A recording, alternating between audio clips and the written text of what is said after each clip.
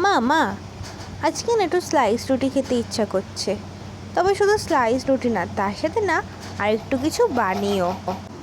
হ্যাঁ, সেটা তো বানানোই যেতে পারে, কিন্তু তোর বড় পছন্দের একটা জিনিস ওইটাই মাথায় আসলো। চল তাহলে বানাই। আমার পছন্দের? তার মানে তুমি নিশ্চয়ই মেয়োনিজ বানাতে চলেছো?